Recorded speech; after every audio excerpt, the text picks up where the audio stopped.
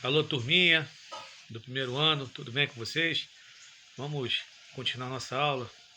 A gente vai falar agora sobre os governos, respectivamente, no processo da industrialização. Nós falamos na semana passada sobre sobre Juscelino Kubitschek. Agora a gente vai falar do governo Jânio Quadros e no governo de João Goulart. Por exemplo, Jânio Quadros, ele foi presidente da República. E o que acontece? No dia 25 de agosto de 1969, ele vai renunciar ao governo brasileiro. Ele renuncia. E o seu vice era o João Goulart.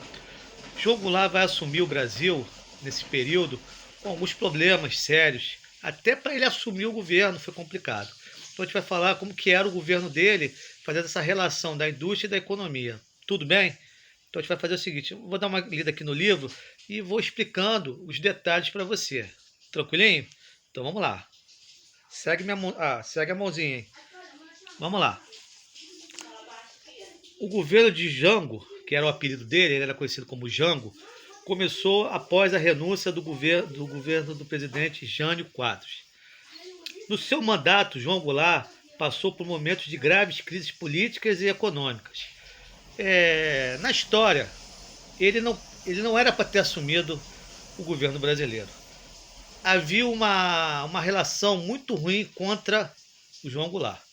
Então, tanto que em 64, quando você tem o golpe militar no dia 1º de abril de 64, ele era o presidente. Ele foi deposto por questões que até hoje não se explica.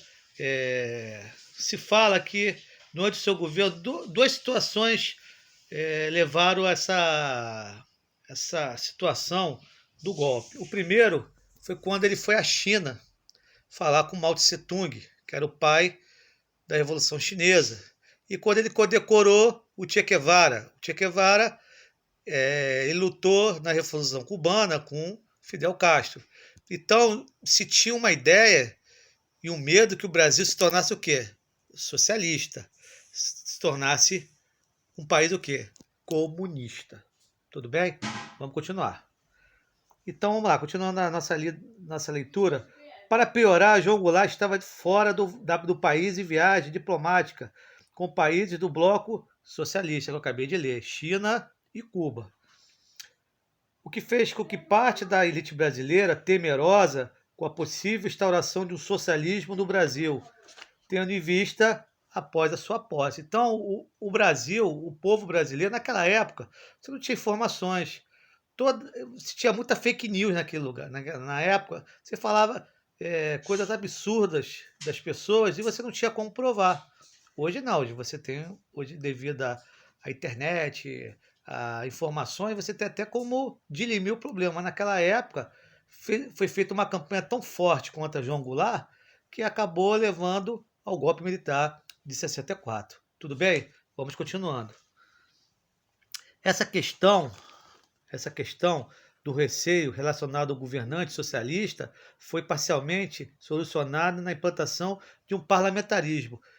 Teve uma tentativa de tirar ele do poder e o Brasil já foi parlamentarista. Parlamentarismo é um sistema de governo que você tem o quê? O primeiro-ministro. Por exemplo, na Inglaterra você tem a monarquia, o quê? Constitucional. O chefe de Estado é a Rainha Elizabeth e o chefe de governo hoje é o Boris Johnson, que é o primeiro-ministro da Inglaterra, do Reino Unido. Tudo bem? Vamos continuar. Entretanto, o período não deve ser analisado apenas pelo lado político, mas também pelo lado econômico, já que estava em debate o papel do Estado na economia. Então, o papel do Estado era no setor público, no setor de educação, saúde, emprego, meio ambiente. Então, você tinha esse fator do governo brasileiro estar inserido na parte pública, na parte das necessidades do povo. Com o João Goulart, que era defensor da primeira opção, muitos grupos se opuseram em sua permanência no poder. O limite para esse grupo ocorreu quando João Goulart anunciou o plano trienal e a reforma de base, que ele reformava a lei eleitoral. Então isso levou o quê? A uma situação de estrangulamento do governo dele. Então, o que acontece? A oposição adotou uma postura muito mais agressiva e articulou um golpe, destituído Jango do poder, sob a alegação do risco de implantação de um regime socialista no Brasil, da onde nascia o quê? A ditadura militar de 64. Então, o que acontece? Quando o exército ele chega ao patamar de não aguentar mais o governo, você vai haver o golpe.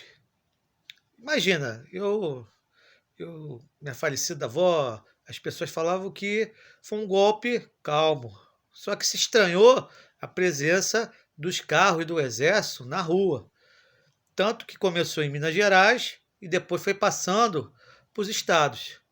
E o golpe militar durou de 64 a 85, quando você tem a entrega ao governo, sai do governo militar e passa a mão da nova república. Isso aí é mais para frente, tá, pessoal? Então vamos continuar aqui nossa aula. Agora a gente vai falar sobre as reformas de base.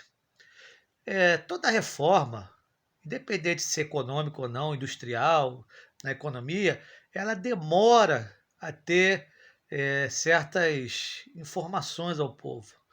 Eu lembro que quando você teve no Brasil os planos cruzados, plano Collor, plano Real, que levaram o Brasil a uma situação até de penúria, de até de quebradeira, demorou.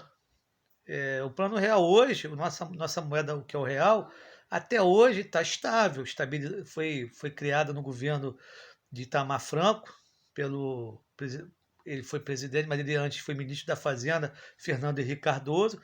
Ele criou uma forma mirabolante e a economia até hoje. Aí você tem Fernando Henrique, você tem o presidente Lula, você tem a presidenta Dilma, o presidente Michel Temer e hoje o Jair Messias Bolsonaro, que tenta manter essa política do real.